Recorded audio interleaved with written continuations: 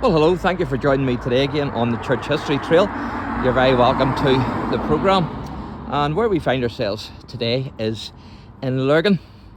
And I'm going to do a wee series of videos here, one in Lurgan and then in a few other places, my hometown included, Dromore, on orange arches and the history of the Orange Arch. So, the Triumphal Arch of Orange is a triumphal arch located in the town of Orange in southeast France. Now, it dates possibly somewhere between 27 BC and 14 AD to honour the veterans of the Gallic Wars. So it was later reconstructed by the Emperor Tiberius to celebrate the victories of the deceased General Germanicus over the German tribes in the Rhineland, which was about 20 to 27 AD. So the arch was built into the town's wall during the Middle Ages to guard the northern entry points to the town. So just give you a wee view here, part of Lurgan. Now, Roman orange was founded in 35 BC by veterans of the Second Roman Legion, and it was actually the local Celtic water god where they got the name from. I'm not going to try and pronounce this, it's Arausio.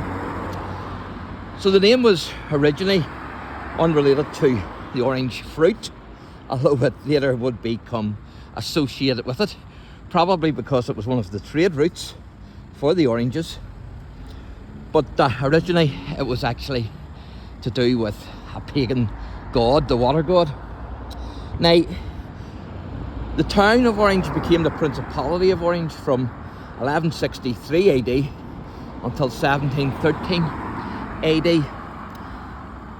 And the Principality of Orange became part of the scattered holdings of the House of Orange-Nassau from the time of William the Silent, when he inherited the title of Prince of Orange, until it was finally seceded to France in 1713 under the Treaty of Utrecht. But although the land was lost permanently by the Nassaus, this title gave its name to the Royal House of the Netherlands. The Principality of Orange within France became actually an attractive destination for Huguenots, which of course are French Protestants, trying to escape the religious persecutions within the country. So Orange actually became a Huguenot stronghold. Now, William III, who also held the title Prince of Orange, was the last prince to actually rule Orange, and the forces of the French king Louis XIV captured the principality in 1672 during the Franco-Dutch War.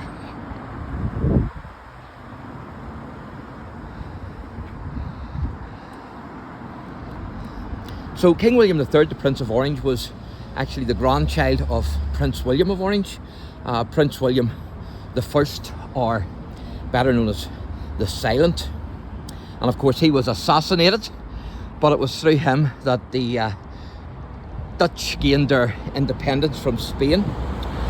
Now, Prince William III became the King of England, along with his wife, Queen Mary II, on the 11th of April 1689, whenever they were crowned King and Queen in Westminster Abbey. And I've actually seen the chair that King William was crowned on in the Abbey.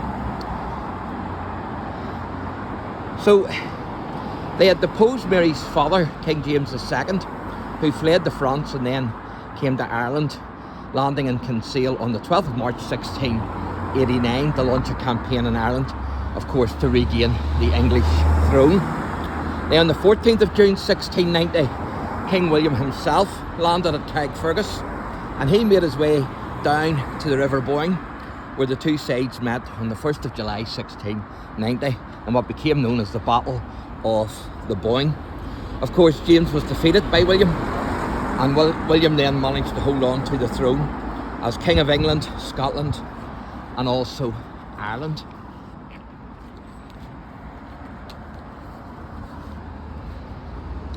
Now, after the Battle of the Diamond, fought near Loughgall in 1795, on the 1st of September, the Orange Order was formed as a Protestant society to defend Protestant homes and the Protestant interest, or in other words, the religion.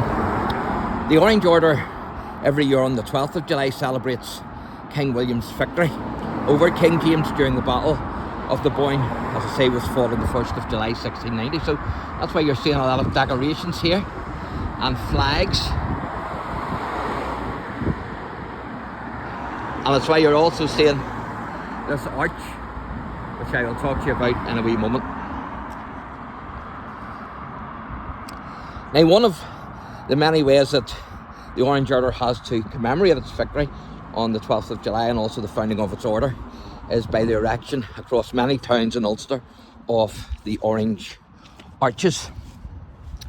So the erection of Orange Arches go back actually to the 19th century. For example, Lurgan's Orange Arch, the one that you see here in front of you in Queen Street, goes back about 130 years. And at one time, believe it or believe it not, there were actually 8 orange arches in this town. It's recorded in the archives of the local press that some of these arches included Queen Streets, which you're now looking at,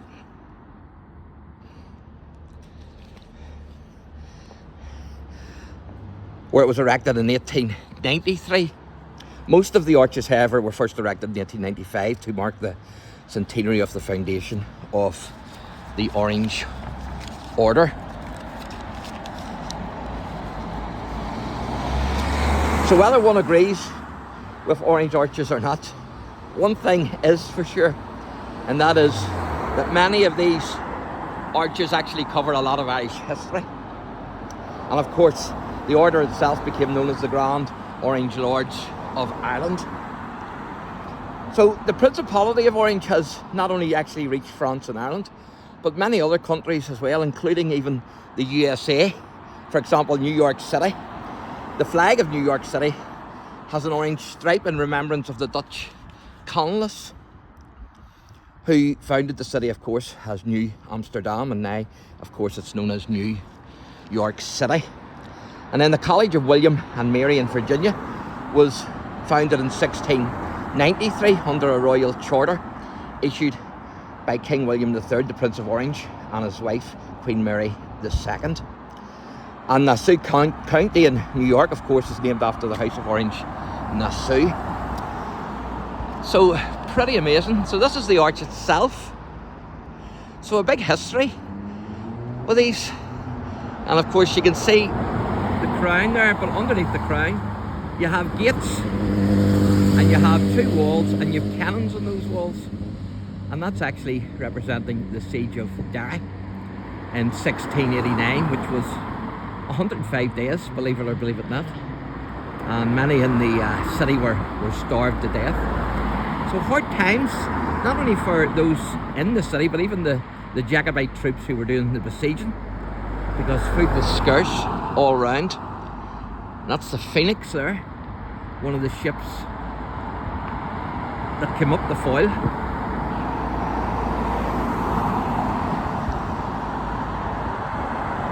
And I'm not sure what the other one is. Hopefully you have a crossover, I'll get seeing it better. And that's the late Queen, Elizabeth II. Of course, there's a lot of symbols on these, which are Masonic symbols, because there is a connection between the Orange Order and the Masonic. Now, of course, the flag of South Africa had an orange stripe due to the influence of the House of Orange and the period whenever there was a Dutch colony there as well.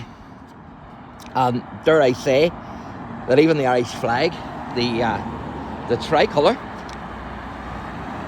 is influenced with the House of Orange as well, because the national flag of Ireland is green, white and gold, which is not really gold, it's actually orange, symbolising the inclusion and the hope for a union between Roman Catholics, the green, Protestants, the orange, and the white in the centre, symbolising a lasting truce between the orange and the green. So I'm going to go try and get across this road here, if I can.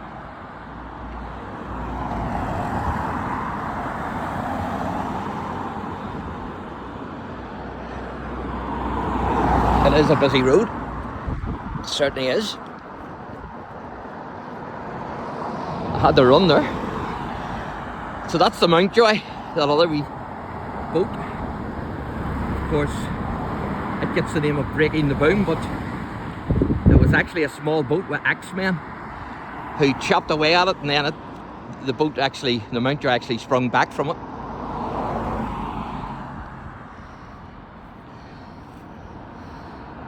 And so the Irish flag itself was actually presented to Brigadier General Thomas Francis Meagher, who had been a general in the Union Army.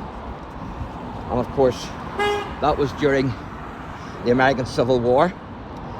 And he was also a leader in the Young Irelander Rebellion of 1848 before he emigrated to America, or should I say before he escaped to America from a penal transportation in Tasmania.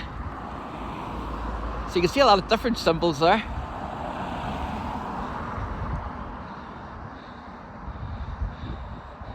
And that's the Queen with her husband.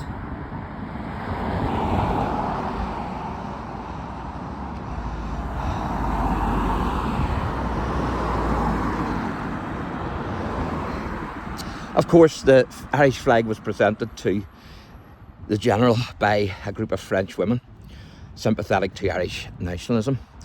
So whether you're green or whether you're orange or whether you're neutral, it really does look like the future is orange.